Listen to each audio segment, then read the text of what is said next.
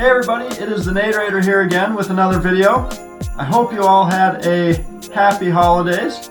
Today we are going to be looking at Boba Fett's newly claimed throne. Now if you're anything like me, you've really enjoyed the first 2 seasons of The Mandalorian, and I know for me personally, I was ecstatic to see Boba would be taking over Jabba's palace. And for one reason or another, I've always been a huge fan of Boba Fett. Growing up, my favorite film from the original trilogy was The Empire Strikes Back, where we first see Boba Fett. I remember reading a few books that had him in it, and I was always so intrigued by bounty hunters. I was lucky enough to receive 2006 version of Boba Fett Slave 1. I remember spending hours playing with that and the Boba Fett minifigure therein. Since then, LEGO's come a long way with their Boba Fett minifigure. He looks a lot better. The old version was super cool when it came out, but the new version is just so slick. I think they've done a great job with it. With the Book of Boba Fett, I was inspired to do some builds based off of the TV series. I'm hoping this will be a little mini-series on my channel. If you've seen the first episode, let me know which scene you would like to see built in LEGO. To get started with this episode, I thought it only fair to do the throne scene, but I knew I needed the proper minifigures. Most notably missing from my collection was Fennec Shand. Luckily, I've been trying to collect all of the Mandalorian set, so I busted out my Imperial Light Cruiser set that I haven't built yet, and I extracted Fennec Shand from her bag. Next up, I had to find my bin of Star Wars minifigures, and I looked through there. I found Boba Fett, who was of course crucial for this scene, and then the other minifigures I thought might be useful. I found some Tusken Raiders. There's quite a few Tusken Raiders in the beginning episode, some Jawas, and then I found Bossk, the Trandoshan bounty hunter. Now Bossk doesn't make an appearance in the first episode per se, but there is a Trandoshan that I thought might be nice to recreate. I would have liked to have some Gamorrean guards, but I never did end up with any Gamorrean guards. I'm hoping that they release some sets with those in them so that people can build a proper palace for Boba Fett. When I started comparing screenshots of Boba Fett from the series, I realized that he's actually changed his look a little bit. Instead of any sand blue that LEGO's been using for the legs and arms, he was wearing black pants and also a black shirt, it looked like. And so I was disappointed there. I was able to get the Boba Fett Starship, or Slave 1, for Christmas, the new version. And I went to look at that figure, and it's actually an updated figure. So I extracted him from his bag, and we were ready to go.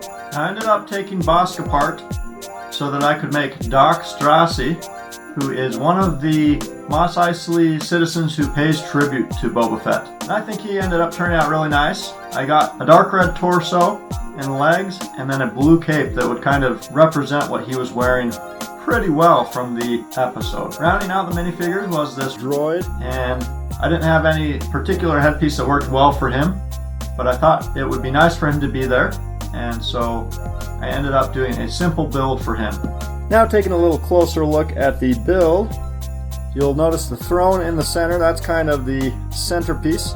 You may notice it's a little bigger than it should be. Actually, I went with this 8-stud long rounded plate. I think I would have liked to go for maybe 6 studs long instead of that, but I just didn't have the correct pieces for that.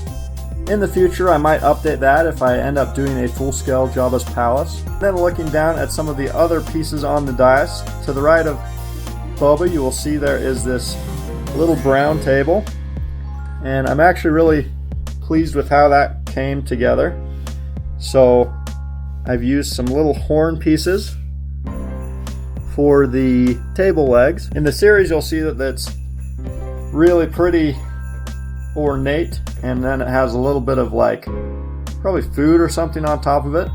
I tried to mimic the ornate nature of that with those small pieces, and I think it turned out pretty neat. Also on this side of the dais, I've got a little goblet and then just a chain for some extra details. You can see there's some extra details on the throne in the first episode. On the other side of the dais, of course, we have Fennec Shand, and behind her is this little black stand. I've put some cherries there on top of that stand. You can see that there's something there in the first episode. It looks like something edible, so I've represented that with some cherries.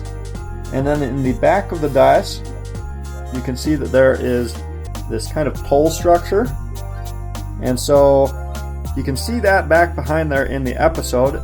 And if you look really close, it actually looks like it's on kind of a second platform up above this platform. But I just kind of added that so that we could get a little bit of a representation of that without building the entire palace for this first episode. And then taking a look now at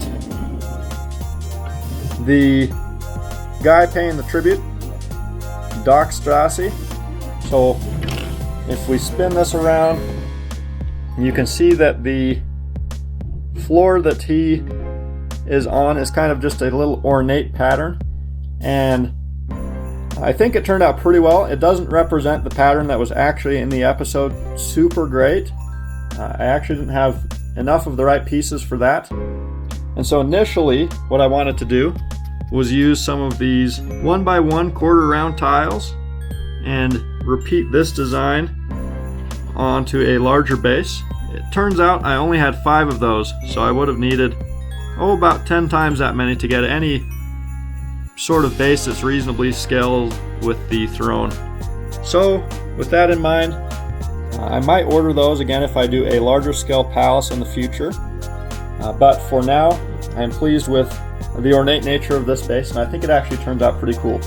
We've got Dokk Strassi there, and he has a dark tan minifigure cape, which represents the pelt that he had. I believe it was a Wookiee pelt that he had in the first episode, as a tribute for Boba Fett. So I'm really pleased how this first build came out for the Boba Fett series.